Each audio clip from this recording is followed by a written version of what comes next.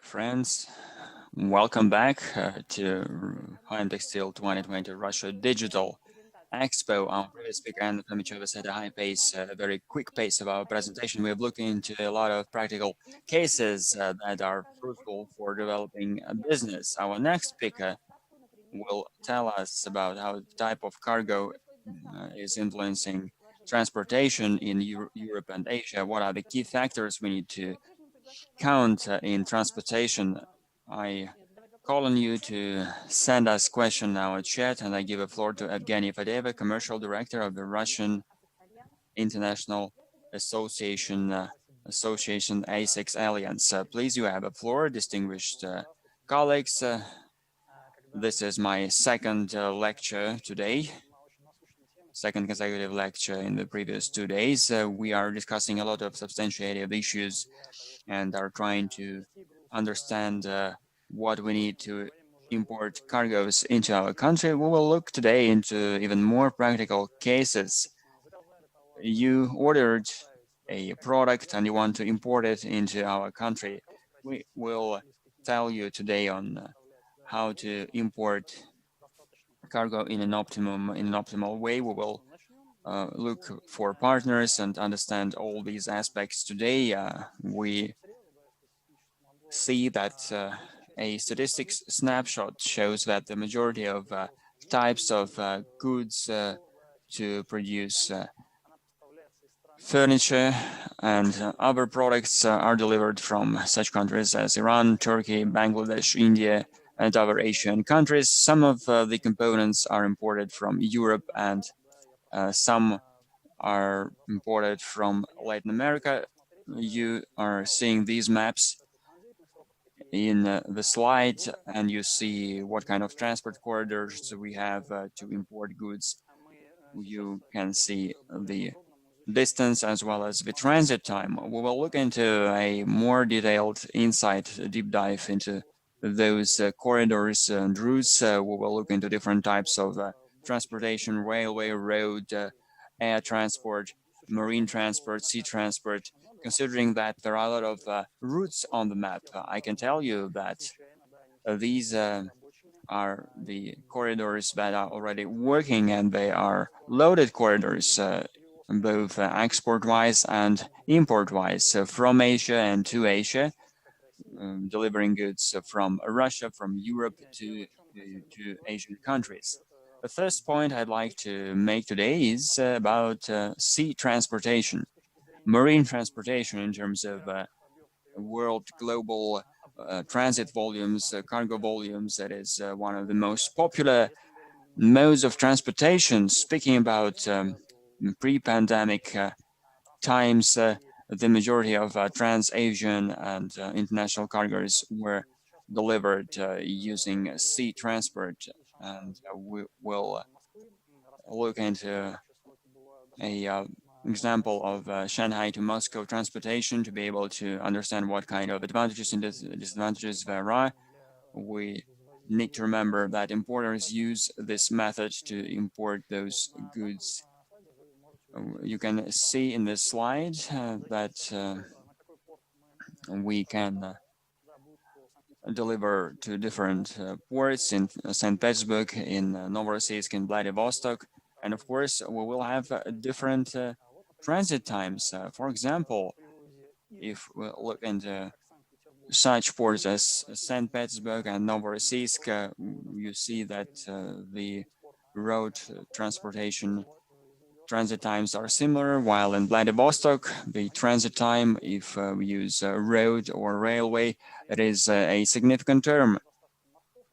If we compare it to marine freight, Да, все-таки, поскольку вот транзитное время, как я уже сказал, оно сильно отличается, да, если transit time is quite different depending on the port of delivery. It's critical to mention that when we transport to St. Petersburg, the container shipment roads and cars travel through a lot of distances, through the Arabian Peninsula, through India, and through other destinations. Speaking about the port of Novorossiysk, the transit time there is shorter.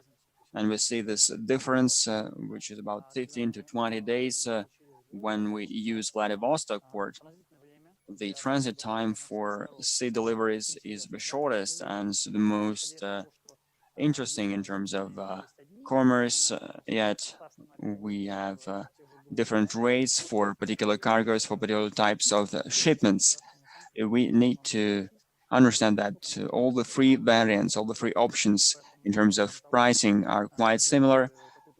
To select a solution here, to take a decision on a way of transportation, on the way on which port to use, you need to check whether your shipments are ready to be transported and on your readiness to wait or to pay some extra money at some stages.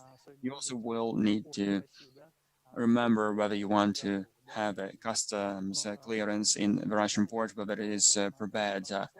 In this slide, I'm showing the case the full container transportation, FCL transportation, full container load.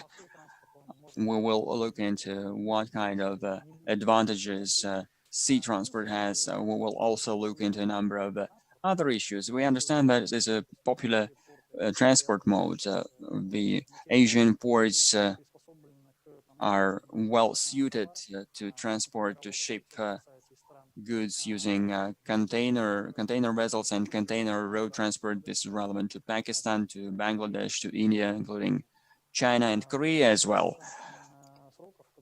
As for transit times, they are quite significant depending and comparing to other transport modes. Before the pandemic, we saw that the schedules of container ships leaving port of loading were complied with, and there were no discrepancies in terms of schedule. There was some 5 to 7 day gap, but we got accustomed to it. Right now, with the pandemic situation, we have seen a number of corrections in the work of sea transport. We understand that container ships can be cancelled, and of course they are not substituted. There are no new vessels, no new ships added to the line, which is related to a number of risks for those importers who use these ships to transport containers. There are other risks that undermine contracts for retail networks, for retail chains, for manufacturing. For example, in our case, this is furniture manufacturing. This is relevant for the European part of Russia. And of course, having this discrepancy and gap in deliveries 2 to 3 weeks can lead to big penalties and also lead to the rejection of purchase. That is why, as a logistics company, I would like to present a number of guidelines for all of you. So you need to double check all the pricing and transit time provided by logistics companies or container lines. You need to have a dialogue with them on whether this channel is a reliable way of transportation, whether the transit time is really upheld. In sea transport, like in other transport modes, you can transport full containers or LCL, less than container, if you have several pallets or several boxes which you want to bring. For example, if you have a few rolls of textiles, these items can be different and have different dimensions. And of course, you needn't wait until your shipper transports loads a full container. So we have this option of less than container loads. The shipper can consolidate your cargo with other consignees. In the screen, you can see the pricing model, the pricing comparison for various number of pallets transported. You can see the costs there. You can see the costs that are included in the transportation rate. And this is relevant both for St. Petersburg. For example, if we have a Chinese port sending a shipment to St. Petersburg, of course, it's not a pricing proposition from our country. It's not a pricing offer from our country, from our company, because we have a lot of market changes at the moment. The market is quite conservative in terms of pricing per ton or per cubic meter. The recalculation is not that changing. It's not that relevant as with road transport or air transport. In sea transport, the pricing model is quite conservative. 1 cubic meter can hold up to from 5,000 kilograms to 1 ton. In a container, both heavy and light cargoes can be transported, which influences a lot on pricing. Influences pricing a lot. If you have a light cargo but with a higher volume, you can use such a transport mode and have a very good pricing model. You also can use the full container and have your shipper transit and load only your shipments. Now, I'd like to tell you more about a very popular transport mode, which is railway transportation. We can have it directly from Asian countries. There are a lot of propositions of railway transports from China, from Vietnam, and from CIS countries such as Kazakhstan and Uzbekistan. They form big container trains from 35 or 40 containers, 40 grade containers. They are sitting on dedicated platforms, and trains are moved with transshipment from one rail breadth to a different railway track breadth. Warsaw, Malashevich, reaching to Duisburg. These trains reach Madrid, Spain, and other destinations. You see the pricing model in the slide as well. I can tell you that approximately 6-7 years ago, this transport mode was based around $7.5 K for a 40 grade container, 40-inch container. Now we see that the prices are different. You understand that the currency exchange rates are there. We understand that they have changed, yet we need to understand that rates are going down, and the key reason for that is that we have a lot of political support of Chinese political circles. They are implementing their Silk One Road policy, and this leads to a rapid development of transport modes, especially railway transport. Also, about 7 years ago, the average transit time from Shanghai or from the station of Suzhou that is located like 10 kilometers from Shanghai, the transit time was about 25 or 27 days. The average transit time at the moment can reach 14 to 17 or 18 days. This depends on the utilization, on the load of the container train. It also depends on the number of containers that have been prepared for shipment. This is quite flexible because container trains, like container ships, can be dispatched about 2-3 times a week. In China, with the Chinese New Year, with the pandemic, this schedule has changed in February and March. We saw a lot of scheduled movements. All Chinese stations, including South China, Guangzhou and Guangdong, Shalong, and other stations, including Harbin, they dispatched their container ships once a week. Yet they did that despite the pandemic, despite the quarantine, and a lot of other factors. After the lifting of the quarantine in early March, we saw the situation when vice versa, the rest of the world was involved in the quarantine measures, in the lockdown. In the lockdown, it was relevant for the European countries, for the United States. While in China was moving out of the quarantine, they were starting to dispatch their trains. They were relaunching their service with the same schedule of 2-3 times a week, and the rates continue dropping despite the exchange rate for Chinese railways. They are not that sensitive to the exchange rates because they have a lot of government support and they're interested in the European and Russian market. They are ready to further invest to develop this functionality, and we can expect that prices may go down depending on the container transportation market in the sea marine transportation. Major players in Russia are still working and they want to use railroad transportation from China, and they look at it as a similarity, as an analog to air transport. Sometimes they can compete with air transports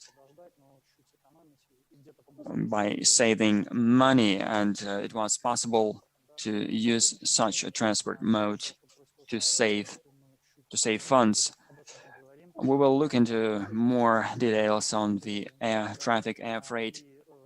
Of course, such development in railway transports influences the market, and we see that they are going to replace marine transport altogether.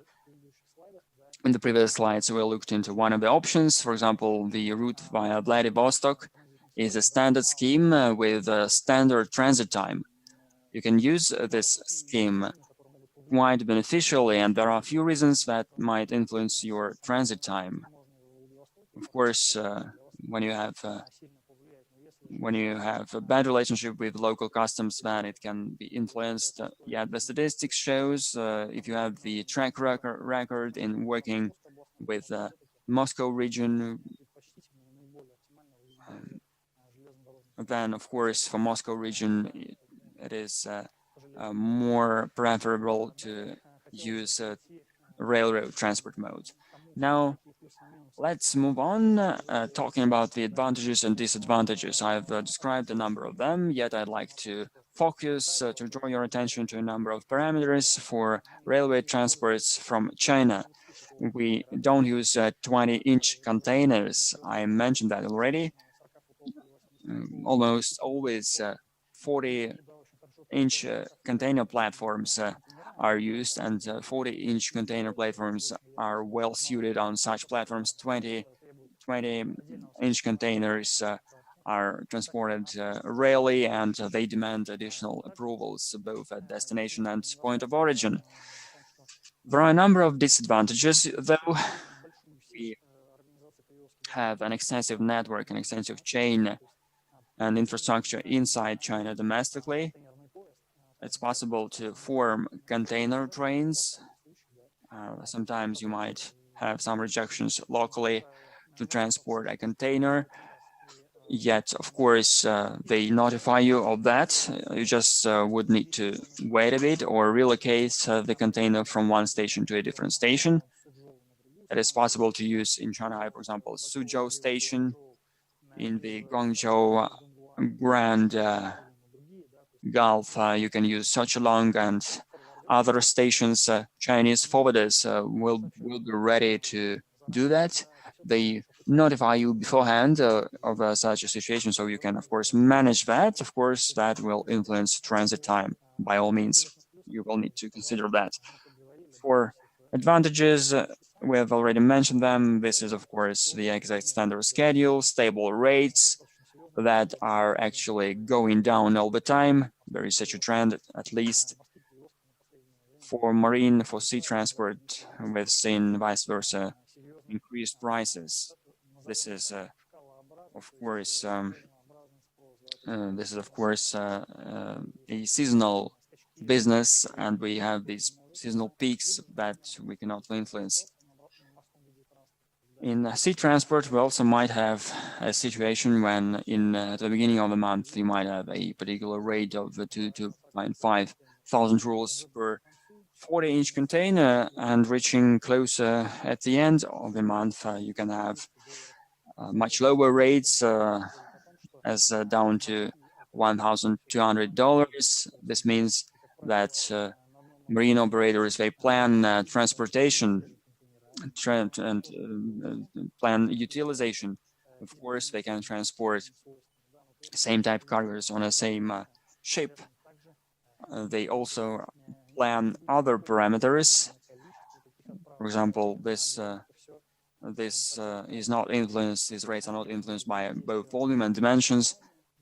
Those factors are implemented on a local level. People just want to trade locally. Someone is wants to transport their goods more quickly, and they just bid with their money, while others are ready to wait. We are observing these trends for railroads. For each train, we see that the rates are almost always comparable or differ plus or minus 5%.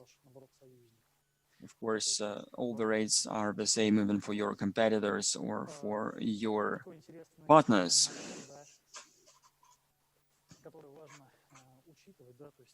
There is an important point I'd like to draw. The aviation industry, right? And I'd like to draw your attention to the air freight. Before the pandemic, the air freight was doing quite well.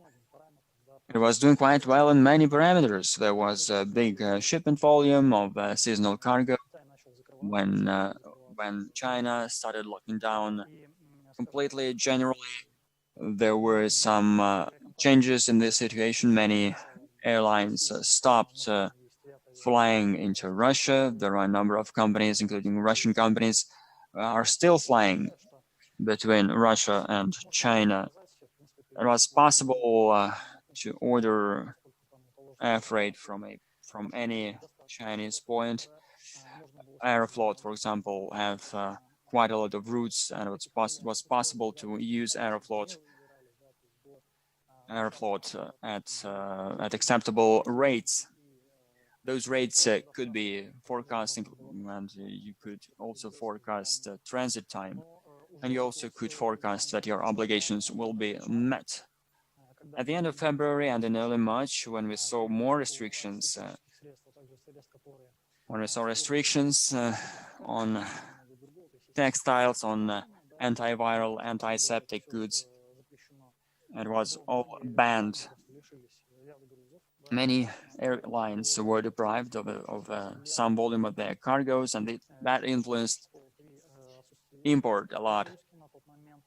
At that point, for exports, they lost some volumes, and that was actually relevant for imports. In China, they didn't produce a lot of goods, and of course, that influenced transportation from China as well as from India and Pakistan and Bangladesh. They were locked down completely. It also influenced very much other companies. Of course, they decided to remove. They removed seats to provide more cargo space on board. It was possible to also transport goods on seats, but that was, of course, not to reduce prices. Vice versa, we faced even higher rates compared to cargo flights, to freight flights. The situation was quite unstable. In our company, we organize a lot of public awareness events for our potential customers. We had a very serious conversation related to air freight rates. We saw situations when prices differed, increased 3.5 to 4 times. That was in the period from March to April. This trend preserved in early May. These rates were persistent until the end of May.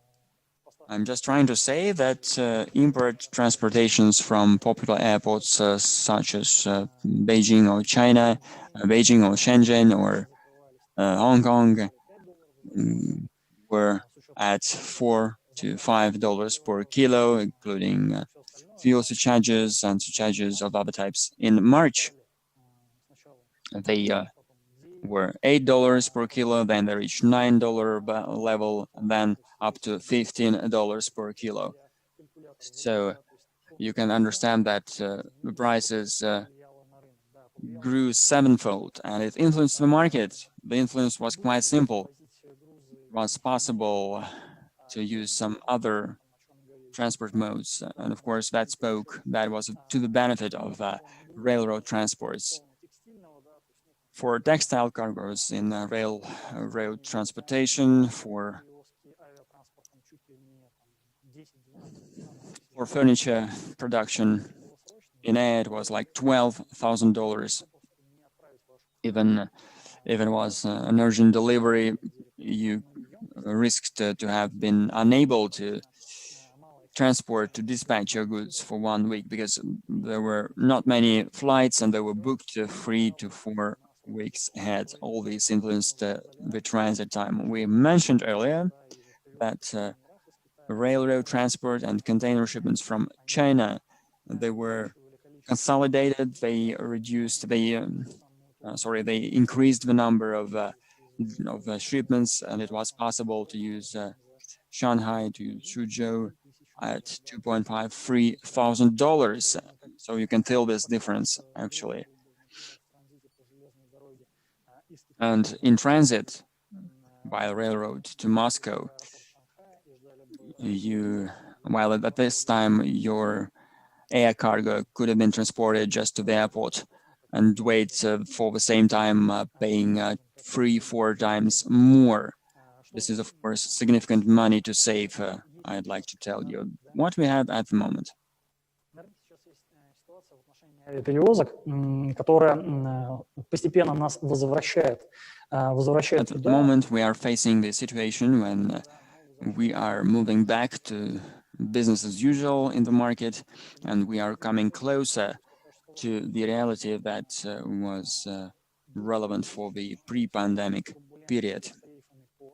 We've seen turmoil in the recent 2–3 months with pricing fluctuations from $3 to $4 per kilo and raising up to, we see that the rates today are even going down, even lower. The reason is that air transportation today are quite graded, and in the next slide I'd like to show you some sample prices, rates for air deliveries. And we see that the density here, or the paid volumetric weight, can be different. For 1 cubic meters, it can be 200, 300, 500 kilos, and even 1 ton. It's very easy to calculate. We have this formula, where this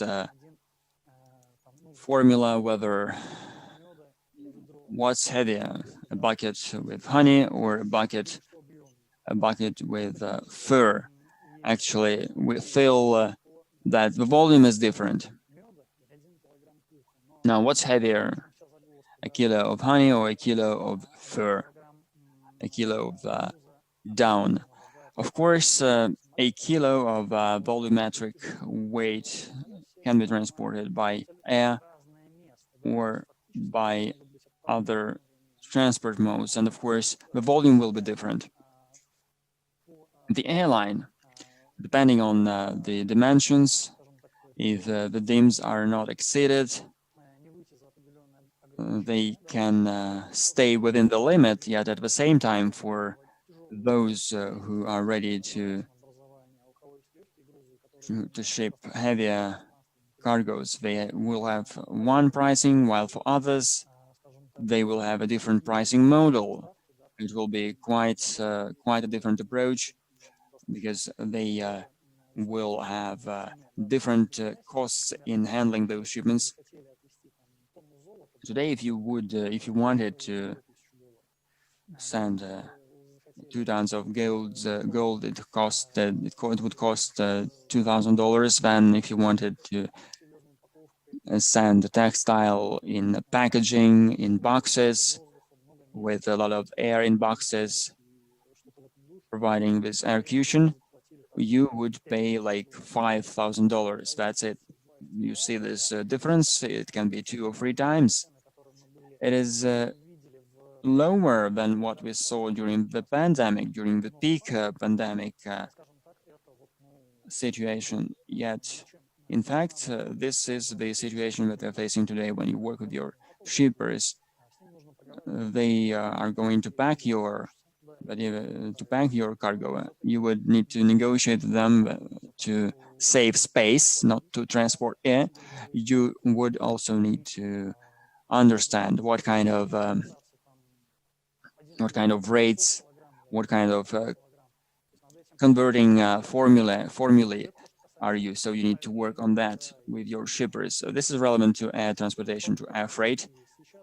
This is about the specifics of air transports. Further, we will be seeing the trend when we have this seasonality. We will have the fall season, and of course, the slots in air traffic are being utilized. There are a lot of other types of businesses, and of course, air companies are trying to change their approaches depending on the opening of borders. We still feel that the number of flights will be limited. You will need to consider that when you plan your transit times.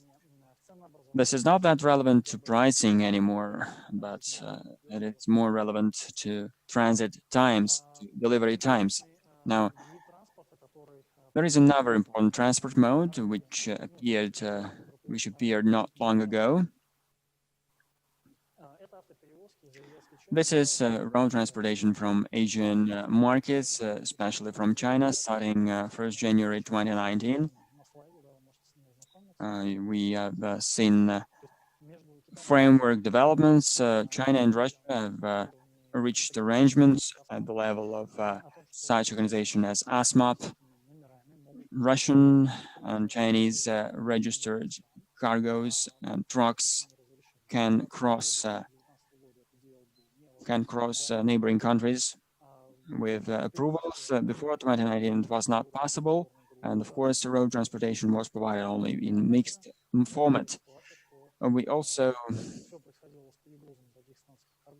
had to provide transshipments in Argos or Zabaikalsk and in many other points. Starting 1st January 2019, such a transit became possible. The pricing, of course, changed. We saw that the prices started going up because the transit time was going down. It's possible to deliver cargo from China, from the southern part of China, from Yunnan, for example, using a car. It's possible to deliver the cargo even in 15 days. This means they can compete.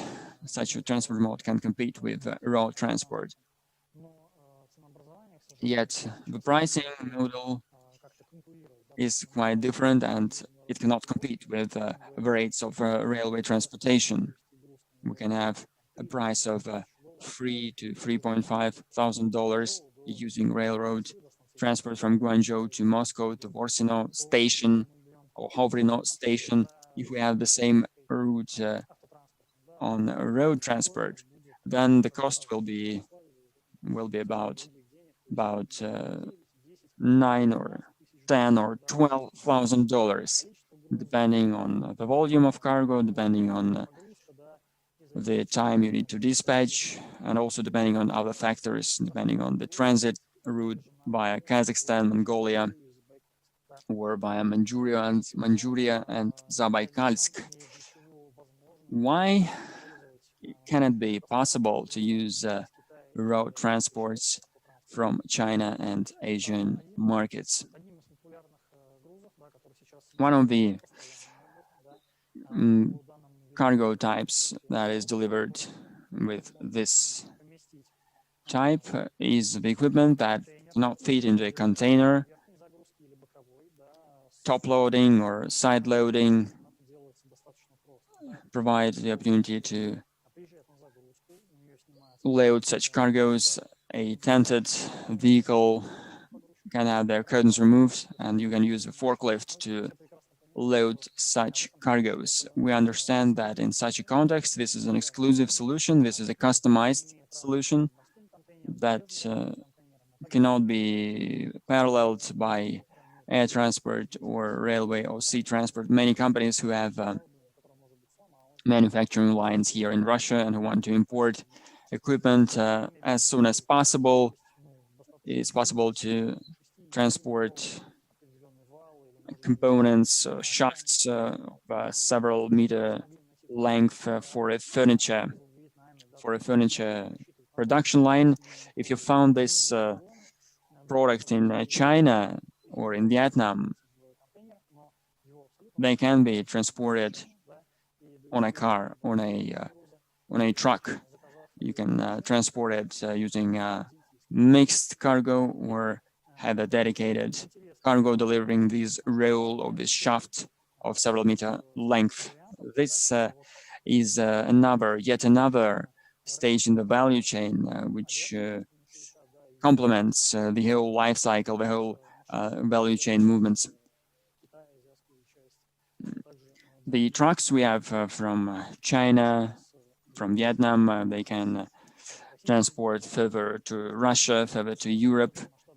This is a large-scale business with quite acceptable transit times. Many high-tech companies, many medical businesses use such a service. It is possible to use it when you want to import medical goods as soon as possible, or if there is a promo for mobile phones or for laptops, and it's not possible to use air freight because of price or impossibility, then of course road transport might be an option because of that in such a context. Now, regarding transportation, we've been discussing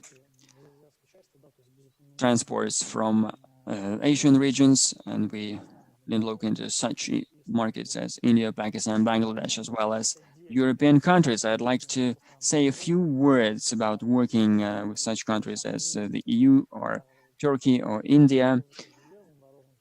We don't have a railroad option. We only have some mono transports such as air freight or sea transport, and we need to focus here on a number of factors. Of course, sea transport requires more time, and you need to invest a lot of efforts and time in working with your shippers. You'll need a partner, you will need a forwarder who could help you organize the process. They would be able to guarantee or to safeguard this delivery, this service. They will be safeguarding your transportation process, loading process. We yesterday mentioned how to work with these partners. We see that the mentality is different. If you don't have a suitable partner, suitable agent without the track record, without the expertise of working in such a market, and if you don't have it, then you might face challenges in transit and also at loading and at customs process, at customs clearance. With Turkey manufacturers, it's the same. There are a number of options for transporting, and transit times in sea transports are quite beneficial. From Istanbul, from the south of Turkey, the transit time to Novorossiysk can reach 7 to 8 days. The Bosphorus is a bottleneck, of course, and of course this sea artery is quite loaded, and of course demurrage is possible, and of course schedules are sometimes violated. You need to remember that when you work with European suppliers, for them it's quite specific, it's quite relevant that they try to work with their mentality regarding packaging lists, regarding invoices. Of course, you need to approve the format and sometimes they don't approve it with consignees. So if you plan anything, then there are no major problems with transports. Yet sometimes there is misunderstanding on the right way of transport or the issuance of transit documents, and also they might not understand if you want to get cargoes from different locations, from different spots of Europe or from the United States. For that, you need a bonded warehouses where you need to provide labeling, to provide counting. I know that today we discussed a lot of labeling here at the session. There are a lot of agents in Europe who are ready to handle your business, your task through a turnkey solution as a single window. Yeah, and if you have textiles delivered from various locations, then of course you need to consider the specifics in working with a European partner. ТМВ, да, то есть их нужно тоже проверять. А европейские поставщики, как правило, You need to check everything. You need to be able to check customs harmonized codes. Sometimes European suppliers don't think it's relevant. They don't put right codes. They put not all SKUs. For Russian customs authorities. All these SKUs is just 4 or 5 customs harmonized codes. If you count in all these codes in European standards, of course, your customs cost will be different. So you need to work with your suppliers on that from which you buy your cargoes. Now, as we close, just a few funny pictures for you to consider. As a logistics alliance, as a logistics company, we are a group of companies, and we want to provide our customers with a smooth business. We want this business to be pragmatic and to be optimized as soon as possible, reducing costs and other parameters. So we are trying to focus on just one parameter, which is choosing the right supplier, choosing the right logistics service provider. Now you see that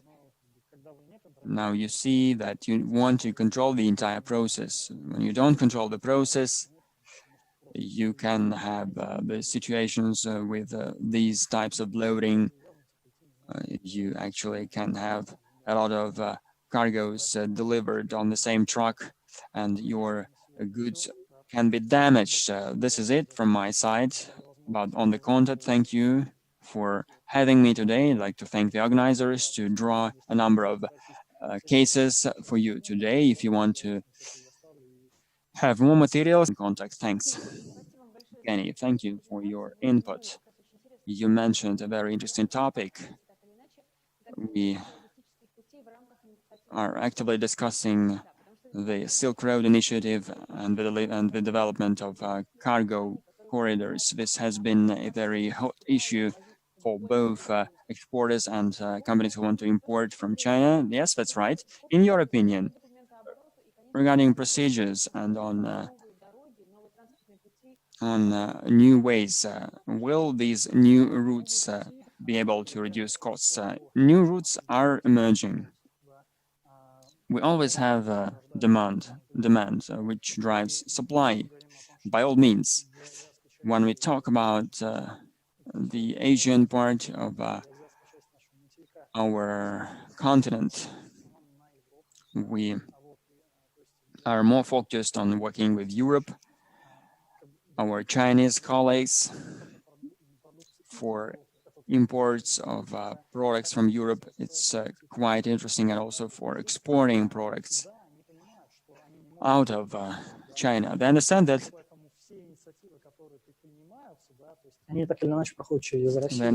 they will need to go for Russia. All the initiatives that are being implemented are actually beneficial, and of course we get a lot of advantages to develop our own infrastructure, to improve it, to make it more interesting for transport carriers, for transport companies. I'd like to tell you that we are improving the infrastructure, we are attracting investments. We also attract new carriers who have good fleets, high quality equipment, platforms, containers, and other solutions or new aircraft. We give them the opportunity to use our airspace and to use our infrastructure to go through our country. We provide this functionality to the companies, and this leads to the emergence of new players. They are not just reducing prices, they're not just dumping. They want at the same time to raise the quality, to enhance the quality. European providers compete in quality of service. For them, price is sometimes not a condition. If the service quality is 99% or higher, it is good. Then if you cannot provide this 99% quality, then you are not interesting for the market, there are claims, etc. So this is the entire ecosystem that is working in Europe. In the European Union, we have like 500 500 million people, and of course there's a lot of volume in terms of transport. Looking into service, we understand what we mean by European quality. In China, there is different specifics. We as a young logistics superpower, we want to earn money on transits, and we want to aspire to that. We want to take steps to develop our infrastructure. And of course, when we have such initiatives as One Road, Silk Road, we really want to use this opportunity, and we must be capitalizing on that. Thank you, Evgeny. That was an interesting input. In just several minutes, we will continue working. Please send your questions to the chat. In the High Textile Online Russia Digital 2020, you can nominate meetings and negotiations. You can book